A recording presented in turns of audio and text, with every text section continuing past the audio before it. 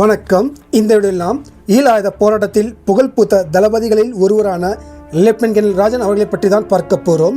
தலைவரது பெரும் கனவுகளாக இருந்த சார்ல்ஸ் ஆண்டனி சிறப்பு படையினின் உருவாக்கத்திலும் அதிகாரிகள் பயிற்சி கல்லூரி உருவாக்கத்திலும் இவரது பங்கு, யாழ்கொடை சமர், ஆகாய கடல்வெளி சமர், வன்னி விக்ரம நடவடிக்கைக்கு எதிரான சமர் என போர்க்களத்தில் இவரது பங்களிப்பு உட்பட பல விஷயங்களை இந்த வீடியோவில் பார்க்க போகிறோம்.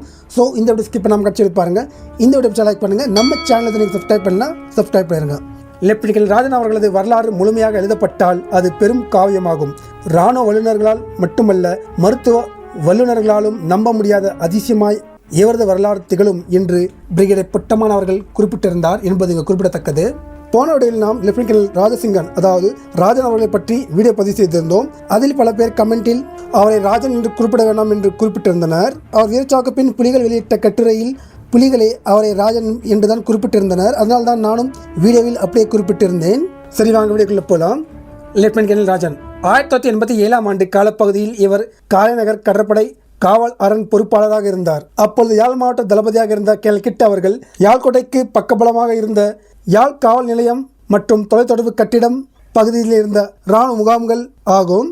எனவே இவற்றை தாக்க அவர் ஒரு திட்டமிடுகிறார். ஏனெனில் புலிகளின் முற்றுகையை முறியடிக்க இந்த முகாம் ஊடாக இராணுவம் தொடர்ந்து முயற்சி செய்து வந்தது. எனவே 1987 ஆண்டு ஆரம்ப காலத்தில் இந்த இரண்டு இராணுவ நிலைகளின் மீதும் ஒரு பாறை தாக்குதலை நடத்த வேண்டும் என்று கர்னல் கிட் அவர்கள் முடிவு செய்கிறார். ஏற்கனவே முந்தைய சண்டைகளில் தனது திறனை வெளிப்படுத்தி கர்னல் கிட் உட்பட புலிகளின் தலைமையின் கவனத்தை ஈர்த்திருந்த லெப்டினன்ட் கர்னல் ராஜன் அவர்களும் இந்த தாக்குதலுக்காக வரவழைக்கப்பட்டிருந்தார். தாக்குதல் நாளன்று இருட்டில் தாக்குதல் அணிகள் நகர ஆரம்பித்தனர். மூத்த தளபதி ராதா அவர்களின் தலைமையில் உள்நுழைந்த அணியில் ஒருவராய் லெப்டினன்ட் கர்னல் ராஜன் அவர்களும் உள்நுழைகிறார். புலிகளின் திகைப்பு தாக்குதலால் அதிர்ந்த இராணுவத்தினர் சிதைந்து காடுகளுக்குள் ஓட ஆரம்பித்தனர். புலிகள் பாரிய அளவு ஆயுதங்களோடு வெளியேறினர். இந்த தாக்குதலில் தனது சில தோழர்களை இழந்ததோடு தனது 2 விரல்களையும் லெப்டினன்ட் கர்னல் ராஜன் அவர்கள் இழந்து மருத்துவமனையில் சேர்க்கப்பட்டிருந்தார். இந்திய அமைதிப்படைக்காலம். இந்திய படையுடனான சண்டையின் ஆரம்ப காலத்தில் பொன்னாலை பனைவெளி ஊடாக இந்திய படைகள் நகர்ந்து கொண்டிருக்க அவர்களுக்கு எதிராக நின்ற போர்க்கள அனுபவம் இல்லாத போராளி இந்திய படைகளை நோக்கி சுடுகிறார். அதிலிருந்து வெளியேறும் ரவைகள் பெரும்பாலும் உயரம் மேலாய் சென்று வீணாகிக் கொண்டிருந்தது. அதை கண்ட ராஜன் அவர்கள், டே தம்பி, ஆம் இன்னும் பனை இலையை ஏறவில்லை, கொண்டா GPMI என்று ஆயுதம் கைமாற ஒரு சூட்டு தலைமையினை பதித்து விடுகிறது.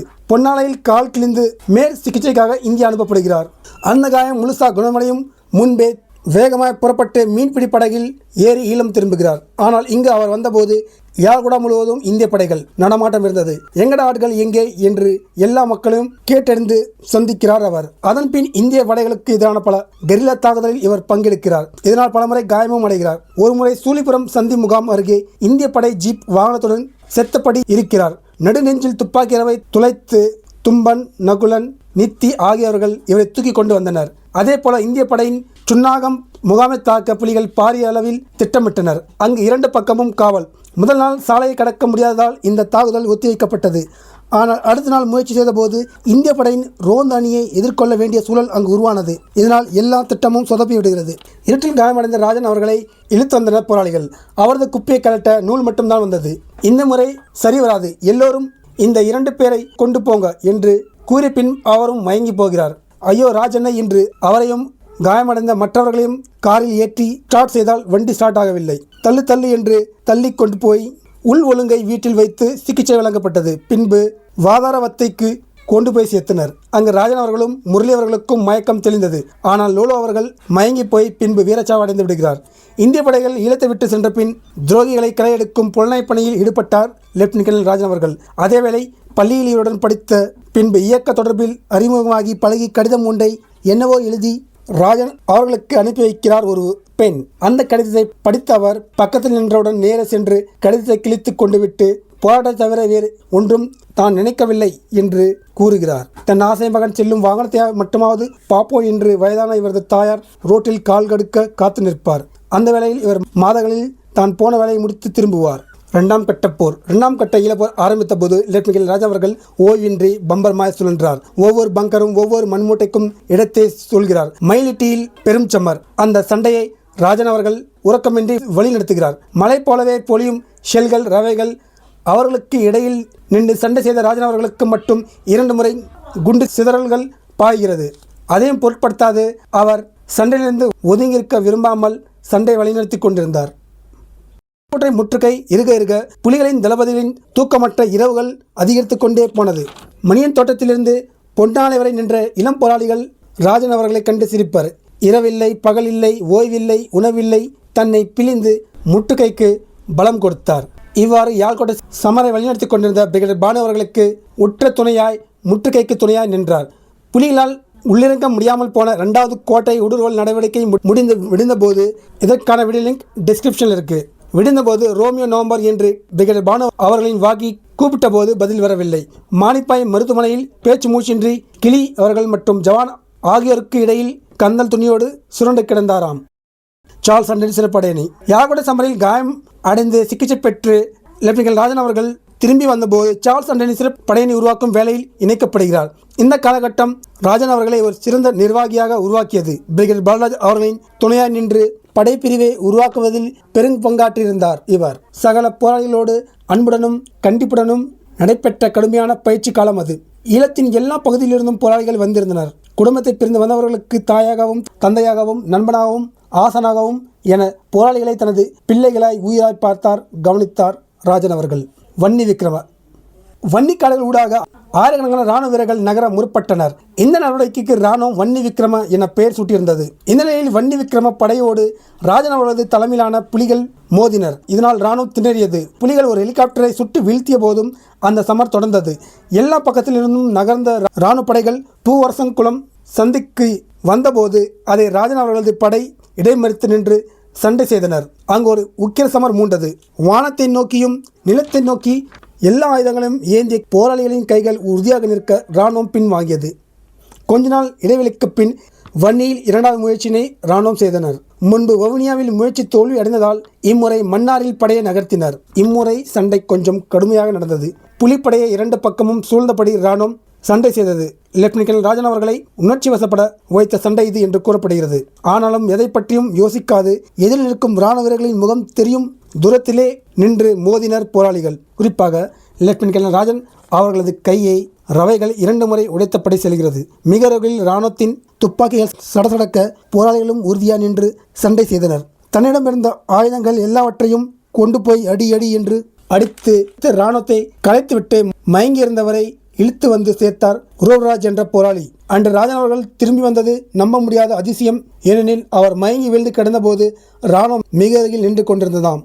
ஆனைரவு சமர் அதாவது ஆகாய கடல் வெளிச்சமர் நடந்தபோது சென்று நிற்கும் பங்கருக்குள் பசில நிலைகள் சமையற்கட்டிலும் சந்தியில் இருந்த மெடிக்கல் வீட்டில் என எங்கும் எல்லா நேரமும் நின்றார் ராஜன் அவர்கள். கட்டைக்காட்டில் இராணுவ காச வாகனம் தகர்ந்தாலும் ஆர்பிஜிக்கு ரோமியோ நவம்பர், புல்லாவெளியில் ஷெல் விழுந்து 2 பேர் வீரச்சாவு 5 பேர் காயம் என்றாலும் மெடிக்ஸ் வேனுக்கும் ரோமியோ நவம்பர் மெடிக்ஸ் வேனை போக விடாமல் ஹெலிகாப்டர் தடுத்து நின்றால் அதை தாக்க 50 காலிபர் துப்பாக்கி அனுப்பவும் ரோமியோ நவம்பர். போராளிகள் வீழ்ந்து வியூகம் உடைந்து எதிரிப்படை முன்னேறும் வேளையில் தனித்த வீரர்களை ஒன்று சேர்த்து எதிரியை தடுக்க வேண்டுமானாலும் ரோமியோ நவம்பர் என எல்லா பாரத்தையும் தானாகவே சுமர்ந்தார் ராஜன் அவர்கள்.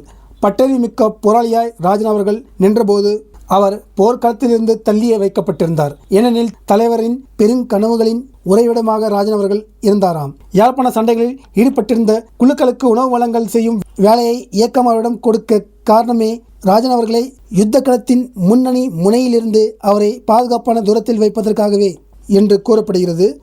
இராணுவ பயிற்சி கல்லூரி போர் பட்டறிவு மிக்க சிறந்த வீரனாக விளங்கிய லெப்டினன்ட் ராஜன் அவர்களை தலைவரின் பெரும் கனவில் உருவான மேலாளர்கள் அதாவது அதிகாரிகள் பயிற்சி கல்லூரியின் பொறுப்பாளராக தலைவர் அவர்கள் நியமிக்கிறார்.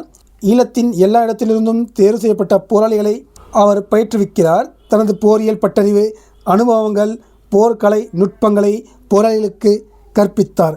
வியூகங்கள் வளங்கள் வரைபடம் என எல்லாவற்றையும் அந்த போராளிகளுக்கு பயிற்றுவிக்கிறார். இறுதி நாள் 1992ஆம் ஆண்டு ஆகஸ்ட் மாதம் இறுதி வாரத்தில் ஒரு நாள் யாழில் நின்ற போராளிகளை பார்க்க ராஜன் அவர்கள் வருகிறார். அப்பொழுது இராணுவம் மீதான ஒரு சிறிய தாக்குதல் திட்டம் பற்றி கோபி அவர்களும் அவரது தோழர்களும் தெரிவித்தனர். அவரும் உடனடியாக அந்த தாக்குதலுக்கு அனுமதி வழங்குகிறார். சிறியதாய் திட்டமிடப்பட்டிருந்த அந்த தாக்குதலுக்கான ஒழுங்குகள் இரவோடு இரவாக நடந்து முடிந்தது. இந்த தாக்குதலில் ஈடுபடும் போராளிகள் தவிர்த்து மற்றவர்களுக்கு இந்த தாக்குதல் பற்றி எதுவும் தெரியாதாம். திட்டத்தின் வெற்றி பற்றிய வாக்கி செய்தியை எதிர்பார்த்தபடி காத்திருந்தார் ராஜன் அவர்கள். கிளைமோர் வெடித்த சத்தம் கேட்டவுடன் கோபி கோபி என்று கூப்பிடுகிறார். ஆனால் அவரது தொடர்பில்லாமல் போகிறது. தலையில் காயத்துடன் கோபி அவர்களை கண்டதும் அவர் வழக்கமான போர்க்களத்து ராஜனாய் மாறுகிறார். அங்கு என்ன தவறு நடந்தது என்று தெரியவில்லை. இரவு கிளைமோர் வைக்க சென்றவர்கள் கவனமின்றி நிற்க இராணுவம் கண்டுவிட்டதா, இல்ல போராளிகளே வாக்கியில் மாறி பேசிவிட்டனரா, அல்லது பார்த்தவர்கள் தவறா, வேறு பிழையா என்று தெரியவில்லை. ஆனால் உள்ளே சென்ற கோபி அவர்களது அணியை இராணுவம் சுற்றி வளைத்திருந்தது. தனியாளாய் ராஜன் அவர்கள் உள்ளே புகுந்து எல்லோரையும் பின்னுக்கு அனுப்புகிறார். ஆனால் அவர் வரவில்லை. கணேஷ், கிங்கிஸ்லி உட்பட 8 பேருடன் 9வதாக லெப்டினன்ட் கர்னல் ராஜன் அவர்கள் அன்று அங்கு வீரச்சாவடைகிறார். ராஜன் இல்லை என்ற செய்தி மெல்ல மெல்ல ஈழத்தில் பரவ ஆரம்பிக்கிறது. இதனால் அவர் மீது கொள்ளை அன்பு வைத்திருந்த தலைவர், உயிராய் பழகிய நண்பர்கள், அவரால் உருவாக்கப்பட்ட போராளிகள், தமிழ் மக்கள் என எல்லோரும் அதீத துயரத்தில் மூழ்க ஆரம்பித்தனர். இந்த வீடியோ உங்களுக்கு பிடிச்சிக்க நம்புறேன். இந்த வீடியோ பிடிச்சதை லைக் பண்ணுங்க. நம்ம சேனலுக்கு சப்ஸ்கிரைப் பண்ணலாம். சப்ஸ்கிரைப் பண்ணிருங்க. நன்றி.